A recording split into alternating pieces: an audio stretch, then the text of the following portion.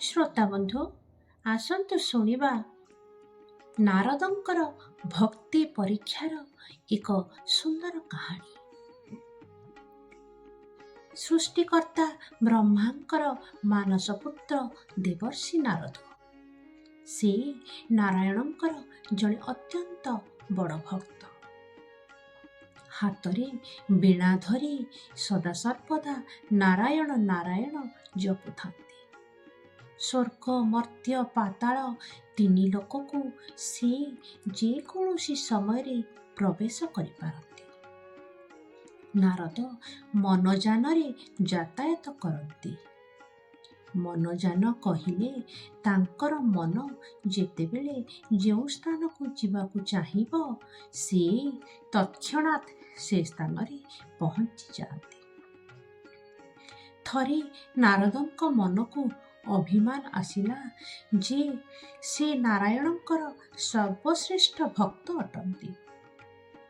କଥା ସିଧାସଳଖ ନାରାୟଣଙ୍କୁ ପଚାରି ବୁଝିବାକୁ ସେ ସ୍ଥିର କଲେ। ନାରାୟଣଙ୍କ ପାଖରେ ଯେତେବେଳେ ନାରଦ ପହଞ୍ଚିଲେ, ନାରାୟଣ ନାରଦଙ୍କ ମନୋଭାବ ଜାଣିଗଲେ। ପ୍ରଭୁ ନାରଦଙ୍କୁ ଏକ ଶିକ୍ଷା ଦେଇ ତାଙ୍କର ଅଭିମାନ ଅର୍ଥାତ୍ ବଡ଼ ଭକ୍ତ ଭାବିବାର ଗର୍ବକୁ ଭାଙ୍ଗିଦେବାକୁ ଠିକ୍ କଲେ। ନାରାୟଣ ନାରଦଙ୍କୁ ପଚାରିଲେ, କ'ଣ ଦେବର୍ଷି, ସବୁ ଭଲ ତ? ଆପଣଙ୍କ ମନରେ କିଛି ପ୍ରଶ୍ନ ଯଦି ଅଛି ମୋତେ ପଚାରି ପାରନ୍ତି। ନାରଦ କହିଲେ, ପ୍ରଭୁ, ମୁଁ ପଚାରୁଥିଲି ଯେ ଏ ବିଶ୍ୱରେ ଆପଣଙ୍କର କୋଟି କୋଟି ଭକ୍ତ ଅଛନ୍ତି। ଏମାନଙ୍କ ଭିତରେ ସବୁଠାରୁ ବଡ଼ ଭକ୍ତ କିଏ? ନାରାୟଣ କହିଲେ, ପୃଥିବୀରେ ଥିବା ଜଣେ ଦରିଦ୍ର ଦିନ ମଜୁରିଆ ମୋର ସବୁଠାରୁ ବଡ଼ ଭକ୍ତ।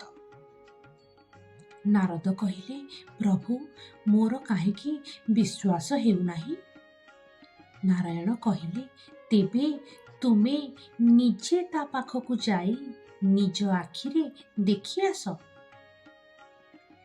ନାରଦ ସଙ୍ଗେ ସଙ୍ଗେ ମନଯାନରେ ଯାଇ ସେ ମୂଲିଆ ଘରେ ପହଞ୍ଚିଲେ। ଆଉ ଦେଖିଲେ ଲୋକଟି ସକାଳେ ଉଠି ପ୍ରଥମେ ପ୍ରଭୁଙ୍କୁ ପ୍ରଣାମ କରି ନିଜର ଦୈନନ୍ଦିନ କାମରେ ଲାଗିଗଲା। ପୁନର୍ବାର ରାତିରେ ଶୋଇବା ପୂର୍ବରୁ ପ୍ରଭୁଙ୍କୁ ପ୍ରଣାମ କରି ସେ ଦିନଟି ଭଲରେ କଟିଥିବାରୁ ଧନ୍ୟବାଦ ଜଣାଇ ଶୋଇଗଲା। ନାରଦ ଫେରି ନାରାୟଣଙ୍କୁ ଏ କଥା ଜଣାଇ ପ୍ରଶ୍ନ କଲେ, ପ୍ରଭୁ, ସେ ମୂଲିଆ ଲୋକଟି ଦିନକୁ ମାତ୍ର 2 ଥର ସକାଳେ ଓ ରାତିରେ ଆପଣଙ୍କୁ ସ୍ମରଣ କରୁଛି, ଅଥଚ ମୁଁ ସଦାସର୍ବଦା ଆପଣଙ୍କ ନାମ ଜପି ଚାଲିଛି। ସେ କ'ଣ ମୋ ଠାରୁ ବଡ଼ ଭକ୍ତ ହେଇଗଲା? ନାରାୟଣ ହସି କହିଲେ, ପ୍ରଥମେ ତୁମେ ମୋର ଗୋଟିଏ ଛୋଟ କାମଟିଏ କରିଦିଅ, ତାପରେ ତୁମକୁ କହିବି ସେ କିପରି ତୁମଠାରୁ ବଡ଼ ଭକ୍ତ।